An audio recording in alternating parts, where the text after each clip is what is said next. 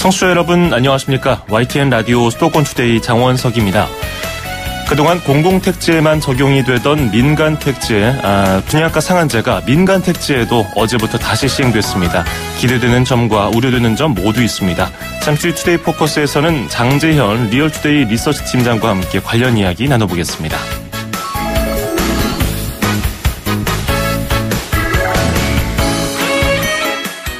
오늘 아침 앵커가 뽑은 수도권 뉴스입니다. 인천시 교육청이 공항 소음으로 학습권을 침해받는 학교를 지원하는 사업을 지원받게 됐다고 밝혔습니다. 이른바 공항 소음 방지법에 따라서 소음 영향도가 기준치 이상인 곳에 있는 학교 7곳에 해당하는 건데요.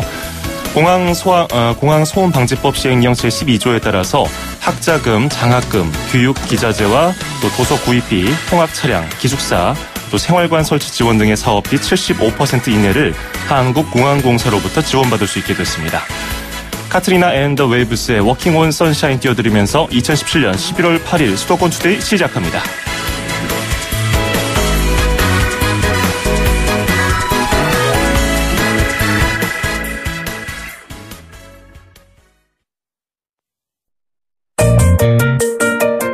음악과 수도권 뉴스가 한 방에 수도권 전문 방송 수도권 투데이.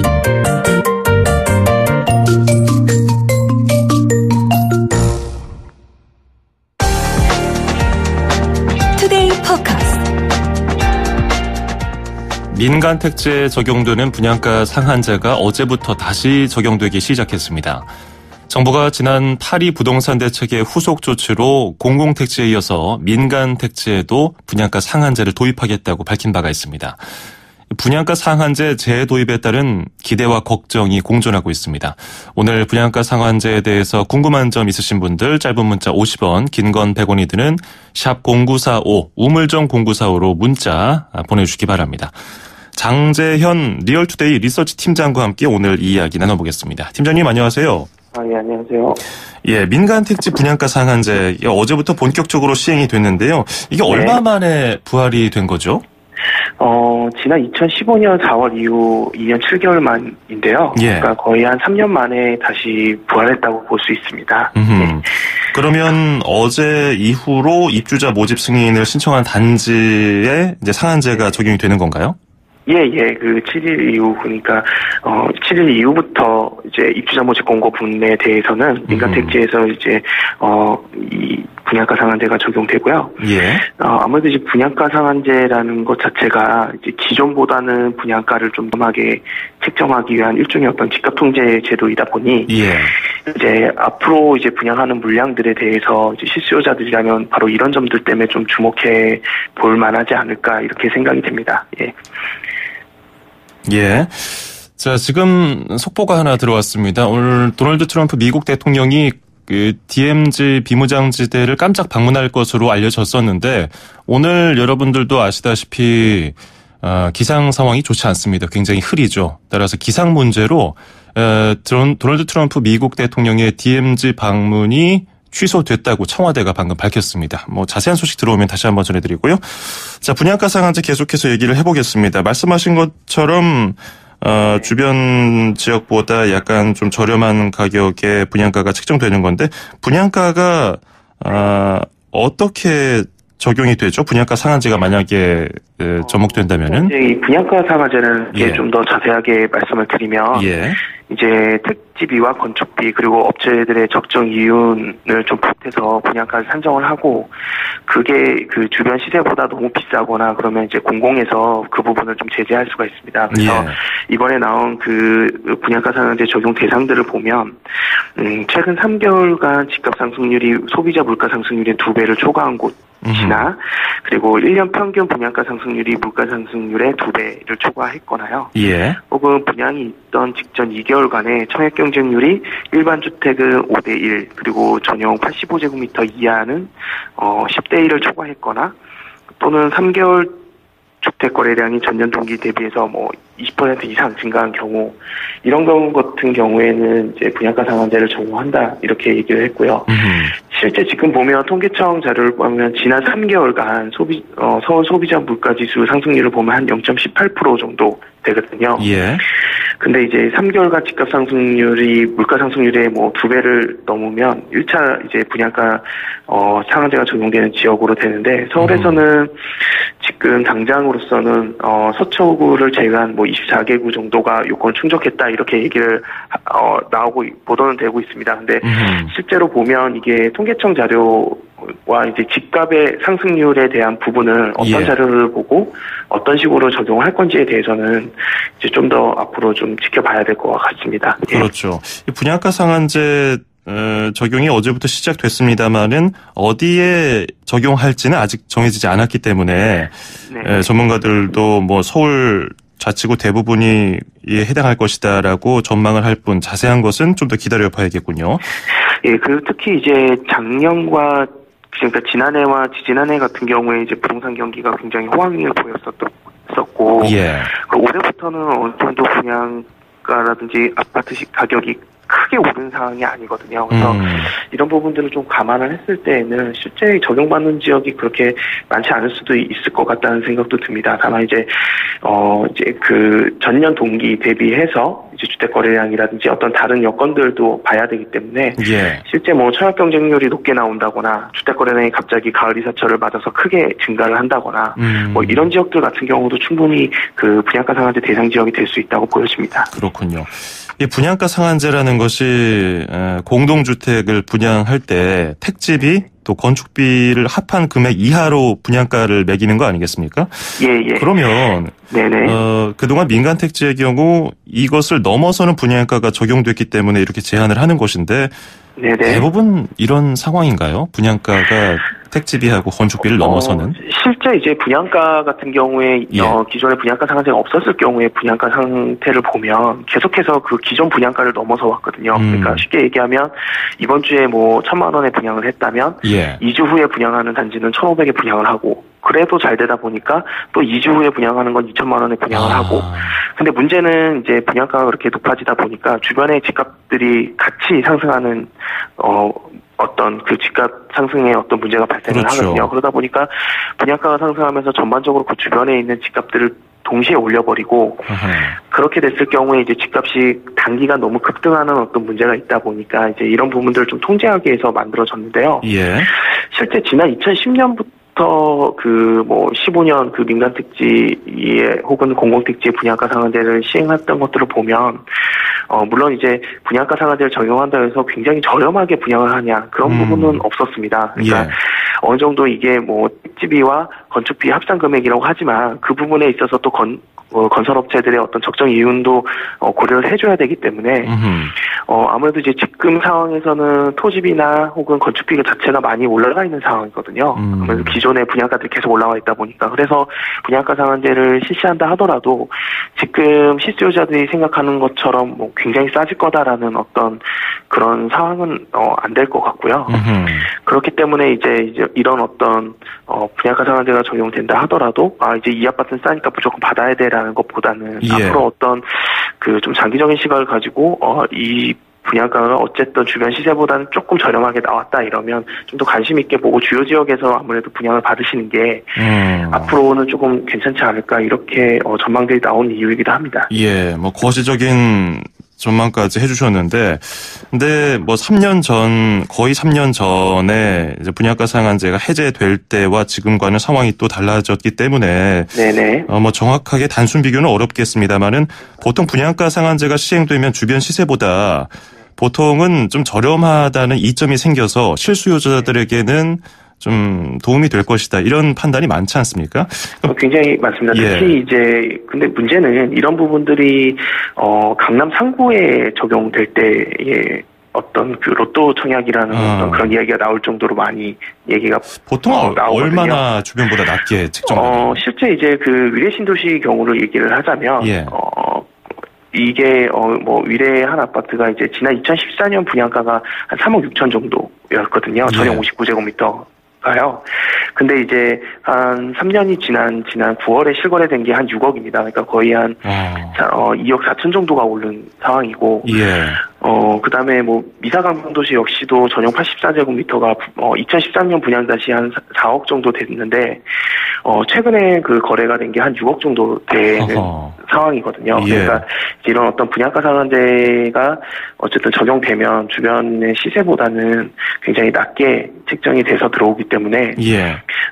그런 부분들이 이제 앞으로 부동산 화랑기에 굉장히 좀 어떤 시세 차익을 많이 누릴 수 있다 이렇게 얘기들이 나옵니다. 근데 문제는 이게 지금 하남이라든지 강남 위례신도시라든지 이런 어떤 굉장히 인기가 많은 지역들에서 나오는 이야기들이거든요. 예. 그래서 또 특히 이제 강남 상구, 과연 이제, 강남이나 서초, 송파, 그 잠실 위주의 어떤 아파트들이 이제, 상한제가 적용될 경우에는 이제, 아무래도 이제 지금 강남 아파트가 너무 가격이 높게 책정돼 있다 보니, 그거보다 조금 저렴하게 분양가가 나올 경우에는 또 굉장히 청약 열풍이 불게 되거든요. 예. 이제 그런 상황들이 지금 상황에서 많은 사람들이 우려하고 있고, 또 분양가 상한제가 적용이 되면, 나도 이렇게, 아파트를, 어느 정도 프리미엄을 많이 받고 팔 수 있다라는 어떤 청사진이다라고 보고 있긴 한데 예. 문제는 위례신도시나 하남 같은 경우에도 과거에 경기가 좋지 않았을 때 미분양들이 많이 적재돼 있었거든요. 그뿐만 아니라 뭐 세곡지구라든지 뭐 내곡지구 역시도 이제 분양가 상한제가 적용되고 굉장히 긴 전매 기간이 적용되는 바람에 이제 입주 후 뭐 5년, 많게는 뭐 5년 이상까지도 거주를 해야 이 아파트를 팔 수 있었던 어떤 그런 규제들이 적용되면서 사실은 미분양으로 적재된 물량들이 꽤 있었습니다. 예.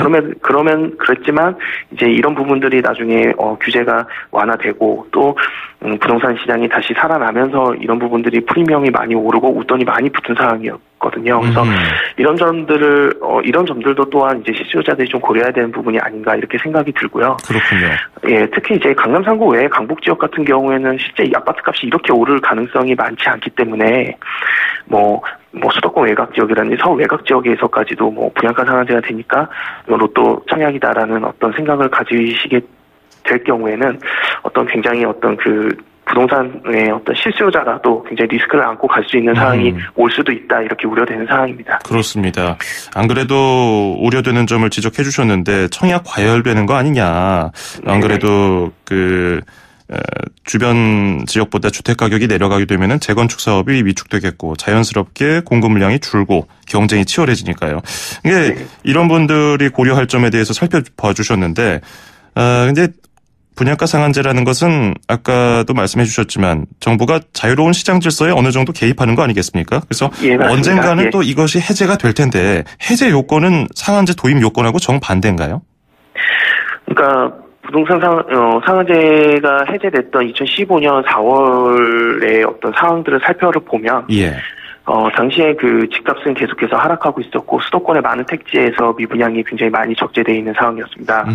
그래서 신규 분양을 하더라도 이게 분양이 잘 되지 않는 상황이었고 예. 그러면서 이제 실수요자 위주로 재편이 됐다고 하지만 이제 가격이 떨어지면서 과거에 2007년부터 시작된 어떤 부동산 상승기 때 아파트를 매입했던 사람들이 대출을 많이 받거나 혹은 대출 비중이 높게 분양을 받았던 사람들이 깡통주택이라든지 이런 어떤 문제가 생기면서 이런 부분들이 이제 규제들이 이제 아파트를 쉽게 살 수 없게끔 만드는 어떤 부작용을 초래한다 이래서 이제 규제를 완화했고 예. 좀 더 아파트를 매입을 좀 쉽게 하면서 사람들의 어떤 투자를 활성화시켰거든요. 예. 이런 점들을 고려했을 때 이제 앞으로도 이제 지금 상황에서는 어쨌든 부동산 경기가 굉장히 호황을 보이고 있고 그리고 정부의 규제에도 불구하고 서울의 집값이라든지 경기 인천의 집값이 꾸준히 계속해서 오르고 있는 상황이거든요. 예. 그래서 이런 상황에서 분양가 상한제를 다시 취소하기는 좀 어려운 것 같고요. 이제 과거처럼 부동산 시장의 어떤 악재들 그러니까 뭐 미분양이 적재가 많이 돼 있다든가 가격이 떨어지면서 깡통주택이라든지 깡통전세들이 좀 계속해서 나오고 있고 그러면서 이제 실수요자들이나 다주택자들의 어떤 어느 정도 피해가 예상이 되는 경우 예. 그렇게 해서 시장이 전반적으로 어떤 리스크가 높다고 생각되는 경우에는 또 정부에서 이런 부분들을 풀어줄 수 있다고는 보여지지만 예. 당장은 지금 분양가 상한제나 이런 부분들을 좀 해제하기는 어렵지 않을까 이렇게 생각이 됩니다. 예, 자, 짧은 문자 50원, 긴 건 100원이 드는 샵 0945 우물정 0945로 여러분 문자 질문 보내주고 계시는데요. 5271번님 이번에 아들이 결혼을 앞두고 있어서 돈을 좀 보태서 허름해도 집을 하나 해주려고 합니다. 근데 먼저 전세로 시작하도록 하고 분양가 상한제가 적용되면 분양을 나중에 받도록 하는 게 이익이겠다는 생각이 드던데 좀 기다리는 게 좋을까요? 그리고 7210번님 어차피 비쌀만 하니까 비싼 건데 분양만 싸게 하면 뭐합니까? 분양만 받아서 비싸게 되파르는 사람이 몰릴 텐데 그럼 진짜로 집이 필요한 사람들을 피해보는 거 아닐까요? 이처럼 주택 실수요자를 위한 도움될 만한 정보는 뭐가 있을까요? 일단 지금 가장 초점을 맞춰야 되는 것들은 무조건 분양가 상한제도 아니고 그다음에 어떤 지역에 분양을 한다는 것 자체도 아닙니다. 왜냐하면 지금 대출 규제가 시작이 되기 때문에 앞으로 이제 무리한 대출이라든지 다주택자들 같은 경우에 본인의 이름으로 추가 매입을 할 경우에 뭐 양도세라든지 보유세 이런 부분들도 추가로 어떤 대책들이 나올 가능성이 높거든요. 예. 그런 상황을 보면 이제 본인의 어떤 작은 여력이 되냐 안 되냐를 우선 고려한 다음에 그 다음에 이제 분양가 상한제가 적용되는 주택 중에서도 이 지역들은 뭐 역세권이라든지 혹은 학군이 좋다든지 서울 내에 있는 지역들 중에서 괜찮은 아파트들 같은 경우에는 청약을 해도 충분히 부동산 불황기에도 충분히 버틸 수 있는 주택들이 꽤 많이 있거든요. 과거의 사례를 보더라도 서울에 있는 역세권 주택이라든지 중소형 주택 그리고 실수요자들이 많이 찾는 어떤 업무지구 인근에 있는 주택들을 보면 신도시에 있는 주택들 이런 것들을 보면 가격 하락이 없었거든요 거의. 예. 그런 부분들을 봤을 때는 결국에는 실수요자들이 많이 찾는 어떤 지역들 그리고 본인이 필요한 지역들에 적정하게 분양가 상한제가 적용되거나 이런 어떤 이로운 점이 있다면 당연히 분양을 받아도 좋을 것 같고요. 예. 또 어쨌든 좋은 지역들 그리고 사람들이 많이 찾는 아파트들은 분양가 상한제를 적용을 하더라도 가격이 높게 형성이 되거든요. 그래서 조금 괜찮은 아파트다 생각이 되거나 실수요자 입장에서는 충분히 장기적으로 끌어갈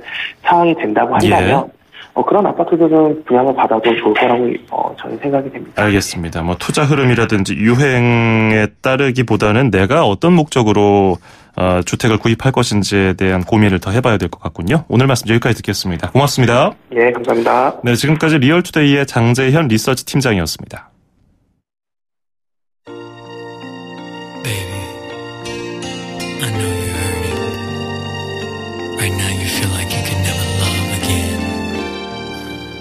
백스트리트 보이즈의 I Will Never Break Your Heart 듣고 2부에서 뵙죠.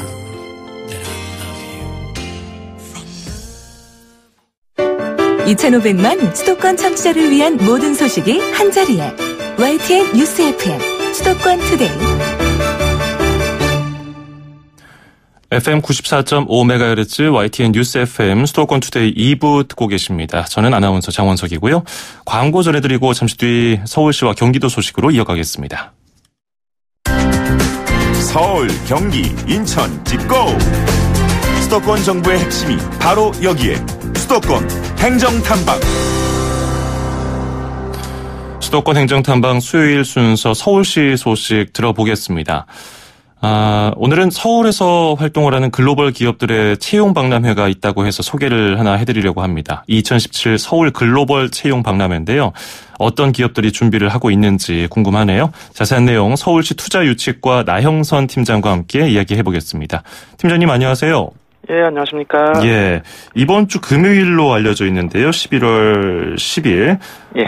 서울에서 개최하는 2017 서울 글로벌 기업 채용 박람회 어떤 행사인지 소개 부탁드리겠습니다. 예, 이번 주 금요일 날 말씀하신 대로 동대문 디자인 플라자에서 제5회 서울 글로벌 기업 채용 박람회가 하루 동안 진행됩니다. 시간은 오전 10시부터 오후 5시까지 진행이 되고요. 예. 현재 홈페이지가 개설되어 있기 때문에 사전 등록도 가능하고 현장에서도 등록이 가능합니다. 본 행사는 서울시는 이제 청년 구직자들에게는 우선 일자리를 그리고 글로벌 기업들에게는 우선 인재를 소개한다는 취지로 금융감독원과 해마다 공동 개최를 해오고 있는데요. 예. 예, 특히 서울에 진출하여 활동하고 있는 외국인 투자 기업이라든가 외국계 금융회사들이 참여하는 행사이기 때문에 여타의 채용 박람회와 차별성을 가진다고 볼 수 있을 것 같습니다. 예. 이 글로벌 채용 박람회라는 제목처럼 아무래도 뭐 외국계 그리고 금융회사가 참여하는 것이 특징인 것 같은데요. 행사 규모라든지 부스는 구체적으로 어떤가요? 예, 이번 채용 박람회에서는 총 46개의 기업이 참가해서 약 230명 규모의 채용을 할 계획이고요. 총 4종류의 부스로 꾸며집니다. 참가 기업은 외국인 투자 기업이 26개사, 그리고 금융사가 20개사로 구성이 되어 있습니다. 참여 기업별로 채용관을 운영하면서 회사별 맞춤 상담이나 면접, 홍보 등이 이어질 계획이고요. 이 외에도 세미나관이라든지 컨설팅관, 부대 행사관이 운영될 예정입니다. 세미나관에서는 참여 기업들 중에서 채용 설명회를 직접 진행하고 외국 기업의 구직 노하우를 제공하는 특강들이 진행이 되고요. 컨설팅관에서는 입사 서류라든지 면접에 대한 컨설팅, 그리고 외국어 모의 면접 등이 진행됩니다. 그리고 마지막으로 부대 행사관에서는 직업 심리 검사라든지 메이크업, 면접 이미지 코디, 이력서 사진 촬영 등의 다양한 부가 서비스가 지원될 예정입니다. 예. 아마 듣는 분들 가장 궁금해하시는 부분이 어떤 기업이 참여하냐 이거 같은데요. 예, 그렇죠. 예. 어떤 기업들이 옵니까? 예, 이번 참여 기업들은 우리한테도 좀 많이 친숙하게 알려진 기업들도 있고요. 예. 업계에서는 좀 많이 알려져 있지만은 일반인들에게는 좀 다소 생소한 기업들도 있습니다. 다 말씀드리고 예를 들면은 도이치은행그룹, SC제일은행, 중국은행 등 20개 외국계 금융사가 참여를 하고요. 그리고 외국 투자 기업 중에서는 볼보그룹 코리아, 그다음에 인투이티브 서지컬 코리아, 솔베이 코리아 등 26개 기업들이 참여를 합니다. 총 46개 글로벌 기업들이 참여를 하는데요. 전체 참여하는 기업 명단은 홈페이지를 통해서 확인하실 수 있을 겁니다. 예. 그러면 이 행사에 참여하는 구직자들을 위한 좀 알찬 정보 있을까요? 우선은 현재 오픈되어 있는 홈페이지를 방문해서 본 행사에 보다 구체적인 정보를 직접 꼼꼼히 확인하시는 게 좋을 것 같습니다. 예. 말씀드렸던 참가 기업들의 전체 명단이 나와 있기 때문에요. 어떤 기업들이 참가를 하는지, 그리고 해당 기업의 채용 규모, 원하는 인재상, 채용 분야 등을 확인을 하셔가지고 당일날 이제 미리 방문할 계획을 미리 세우시는 게 효율적일 겁니다. 두 번째는 사전 등록인데요. 아까 처음에 말씀드렸지만 당일날 현장 등록이 가능하지만 해마다 행사를 진행해 보면은 많은 인파가 아침에 몰리기 때문에 현장 등록에도 시간이 지체되는 경우가 왕왕 있습니다. 예. 때문에 홈페이지에서 사전 등록을 해주시면 당일날 아침에 빠르게 입장하셔서 박람회를 참여하실 수가 있습니다. 그리고 마지막으로는 행사 당일날 챙겨야 할 것들인데요. 당연히 신분증이라든지 국문, 그리고 영문으로 된 이력서 등을 챙겨주시기를 바라고요. 회사에 따라서는 외국계 기업들이 종류가 다양하기 때문에 영어가 아닌 언어를 원하는 경우도 있습니다. 그래서 이러한 경우도 본인이 원하는 회사라든지 이런 경우에 미리 어떤 언어를 원하는지 이런 것도 챙기시길 바랍니다. 그리고 또 이제 각종 자격증이라든지 본인을 어필할 수 있는 것들을 챙기시면은 당연히 도움이 되겠죠. 그리고 보다 궁금하신 사항은 그 홈페이지가 게시판이 열려있기 때문에 언제든지 질문을 주시면 저희가 좀 자세하게 답변을 드릴 수 있도록 하겠습니다. 그렇군요. 서울 글로벌 기업 채용 박람회 11월 10일 이번 주 금요일입니다. 동대문 디자인 플라자 DDP에서 진행이 되는데요. 많은 분들 관심 있는 분들은 찾아주시면 좋겠네요. 오늘 말씀 고맙습니다. 예, 감사합니다. 네, 지금까지 서울시 투자유치과의 나형선 팀장이었습니다.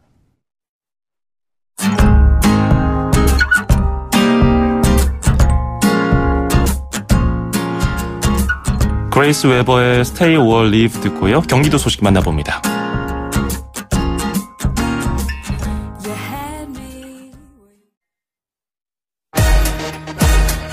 출입처 기자들의 수첩을 살짝. 가장 빠른 수도권 소식을 전해드립니다. 여기는 출입처입니다.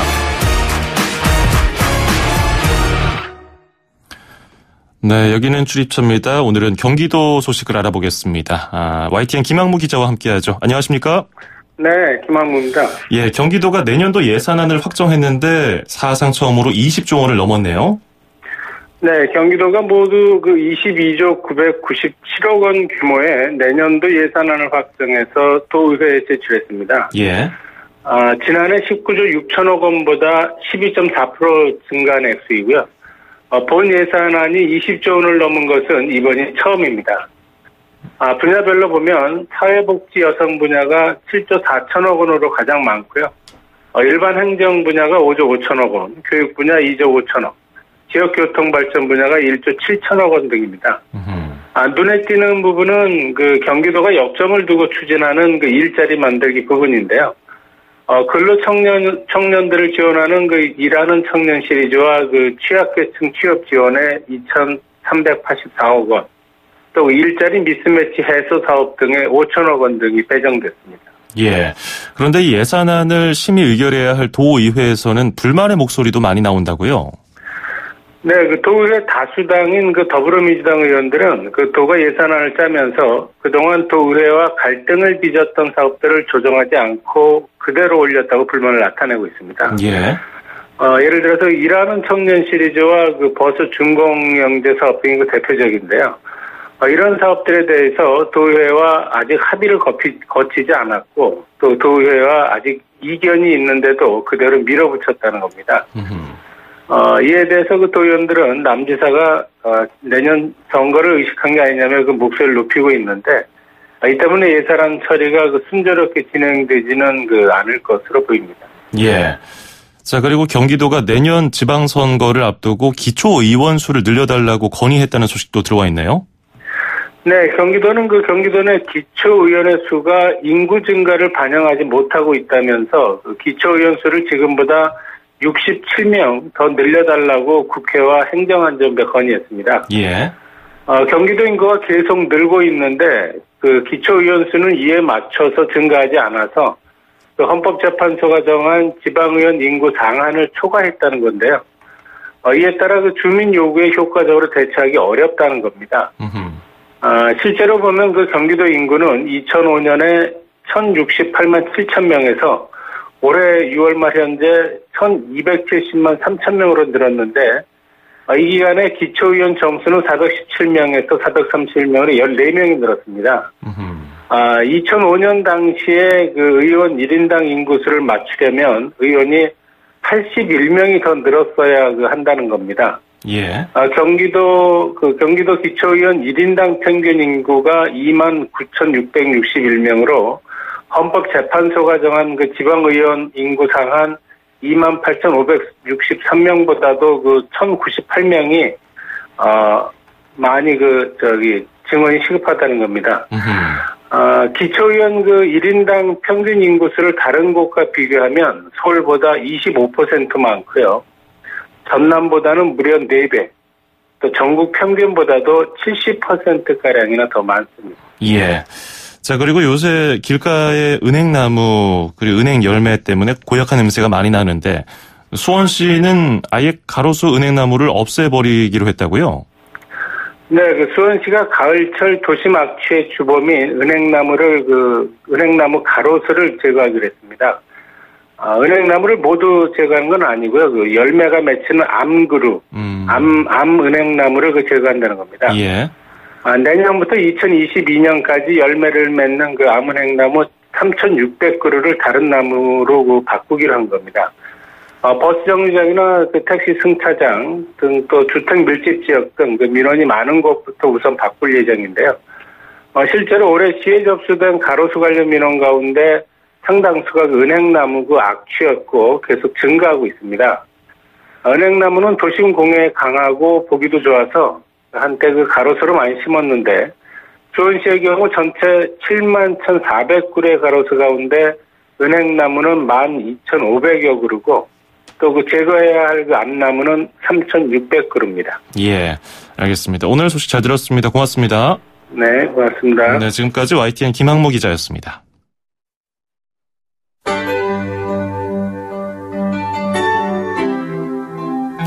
네, 앞서 1부에서 트럼프 미국 대통령의 비무장지대 DMZ 방문이 취소됐다고 말씀드렸는데요. 추가 내용이 들어와서 조금 알려드리겠습니다. 어제 단독 정상회담에서 문 대통령이 트럼프 대통령에게 DMZ 방문을 제안했습니다. 그래서 오늘 문재인 대통령이 새벽에 DMZ로 먼저 출발을 했고요. 다만 흐린 날씨 탓에 헬기가 DMZ 근처에서 착륙을 하고 차량으로 DMZ로 이동을 했다고 합니다. 뒤이어서 도널드 트럼프 대통령 역시 헬기로 DMZ로 이동을 했는데 다 도착해서 기상 상황이 좋지 않아서 착륙을 못했고 따라서 DMZ 방문이 취소됐다는 것이 청와대의 설명입니다. 자, 그리고 잠시 뒤 11시에는 국회에서 트럼프 미국 대통령의 연설이 있습니다. 저희 YTN 뉴스 FM 94.5MHz 또 스마트폰 애플리케이션 예스를 통해서 생생한 국회 연설 현장 전해드리겠습니다. 자, 끝으로 퀸의 Too Much Love Will Kill You 띄워드리면서 인사드리죠. 저는 내일 아침 9시 10분에 뵙겠습니다. 장원석이었습니다. 고맙습니다.